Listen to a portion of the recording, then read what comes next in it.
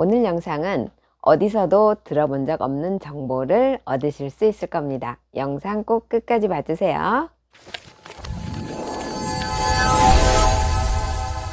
안녕하세요. 저번 시간에 칼륨을 제거하는 조리법에 대해서 말씀드렸었는데요. 오늘은 칼륨을 고려해서 현명하게 식재료를 선택하는 방법을 알려드릴 거예요. 블로그 검색을 하다 보면 같은 식재료인데도 불구하고 칼륨 수치가 차이가 많이 나서 어느 수치를 믿어야 할지 알 수 없었던 경험들 있으실 거예요. 하지만 여러분, 부위별로 또는 가공 형태와 조리법에 따라 칼륨 수치가 달라진다는 거 알고 계신가요? 오늘은 여기에 대한 설명을 드리고자 합니다. 먼저 과일을 알아볼까요? 제가 저번 영상에서 고칼륨, 저칼륨으로 설명을 드렸더니 어떤 분이 댓글로 수박은 어디서나 고칼륨이라고 하는데 뭘 모르고 하는 소리 아니냐 하셔서 추가로 설명을 드릴게요. 고칼륨, 저칼륨은 절대적인 분류가 아니에요. 제가 모든 과일의 100g당 칼륨 함량을 조사한 표입니다.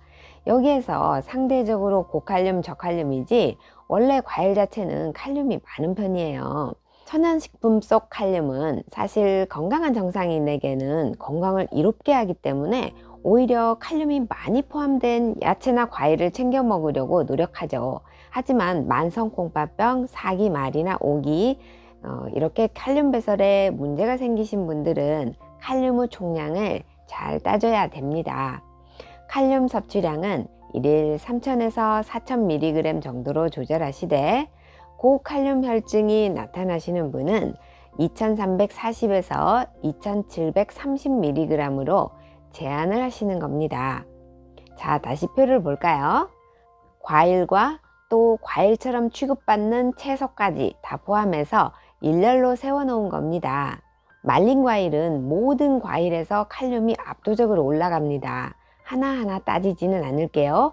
모든 말린 과일은 무조건 피하시는 겁니다. 그리고 여기의 순번은 생과일 기준 100g당 칼륨 수치를 나타낸 것이에요. 은행 684, 두리안 510, 아보카도 485, 참외 450, 밤 439, 바나나 355, 데저토마토 325.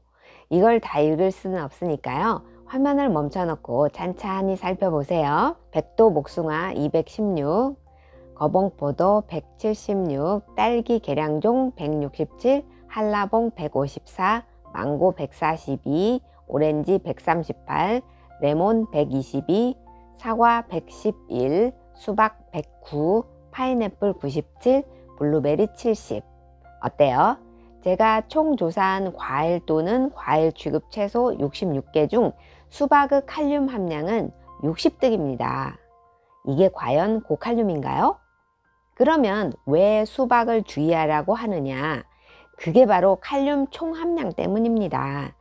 밥도 먹고 반찬, 국 등에서 섭취하는 칼륨을 제하고 나면 만성콩팥병 환자 중 칼륨 제한이 들어가야 되는 사람의 경우에는 남는 허용치가 얼마 없겠죠. 수박은 먹을 때 크게 썰기 때문에 한 조각이 200g 정도 되는데요. 보통 수박 앉은 자리에서 대여섯 조각 이상 먹잖아요.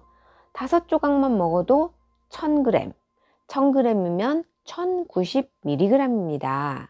그래서 위험해지는 거예요. 과일 통조림은 인위적인 가공 과정을 거치면서 칼륨이 상당히 제거가 됩니다. 단 국물은 버리고 과육만 건져서 먹는 것도 과일 섭취 방법 중 하나입니다. 채소도 한번 볼까요? 같은 채소라도 품종별로 칼륨 함량이 차이가 많이 나는 것들이 있습니다. 그중 대표적인 상추를 예로 들어 볼게요. 상추만큼 품종이 다양한 채소도 드물죠. 상추는 치마 상추가 있는데 적치마 상추가 100g당 678, 청치마 상추가 591로 압도적으로 높습니다.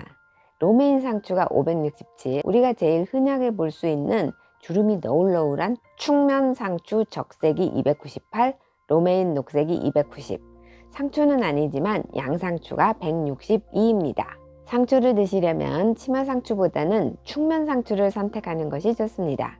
이번에는 닭고기를 한번 볼까요? 닭고기는 부위별로 칼륨 함량이 다릅니다.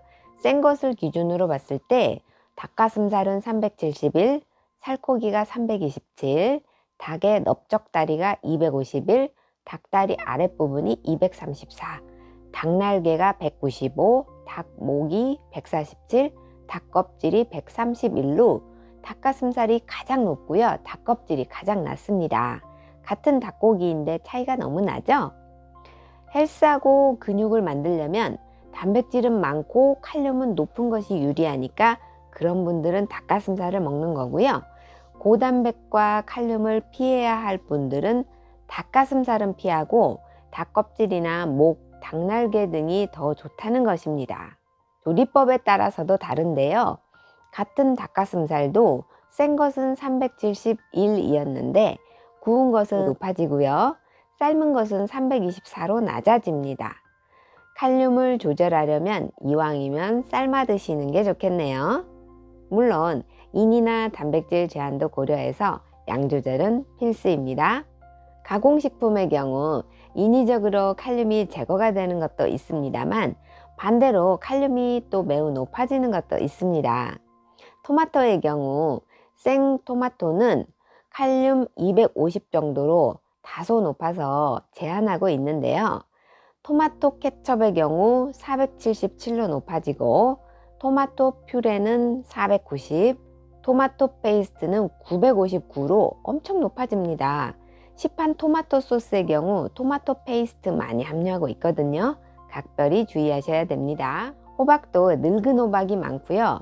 단호박, 주키니 호박, 애호박, 호박죽, 호박싹 등으로 갈수록 적어집니다. 늙은 호박 부종 빼준다고 신장에 좋은 음식으로 많이들 먹고 있죠. 그건 맞습니다. 하지만 칼륨 제한 시기를 해야 할 분들은 주의하셔야 됩니다. 그러면 같은 채소면 또 다 같을까요? 같은 채소라도 채소가 크게 자랄수록 칼륨이 더 높아집니다. 즉 새싹일 때는 칼륨이 적은데 어린 잎일 때 좀 늘어나고 크게 자란 채소일수록 높아지고요. 줄기가 크게 자란 채소일수록 더 높아집니다. 따라서 나트륨을 배출시키고 혈압을 떨어뜨리는 칼륨 본연의 효과를 누리고 싶으신 분들은 다 자란 채소를 줄기도 함께 먹도록 하고요. 칼륨을 제한해야 되는 분들은 새싹 채소나 어린 잎 채소를 드시는 것도 좋은 방법입니다. 브로콜리 새싹은 칼륨이 85mg인데요. 다 자란 브로콜리는 365mg이나 됩니다. 제가 모든 식재료를 다 말씀드릴 수는 없고 자주 응용되는 식재료에 고르는 방법을 알아보았어요. 한번 복습해 볼까요? 과일은 제가 올려드리는 순서를 참고해서 뒷순번에 과일을 먹되 칼륨 섭취 총량을 생각해서 소량씩 드십니다. 상추는 치마 상추보다는 축면 상추나 양상추를 이용합니다.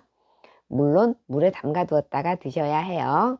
닭고기는 닭가슴살은 근육을 키우실 분들이 드시고 칼륨을 제한해야 되는 분들은 닭날개, 껍질, 목 부위를 드십니다. 구운 것보다는 삶아서 드시고요. 채소는 되도록 어린 새싹을 먹습니다. 자, 오늘은 여기까지 할게요. 오늘 영상 도움이 되셨다면 좋아요, 구독 안 하신 분들은 구독 부탁드릴게요. 다음에 만나요. 행복하세요.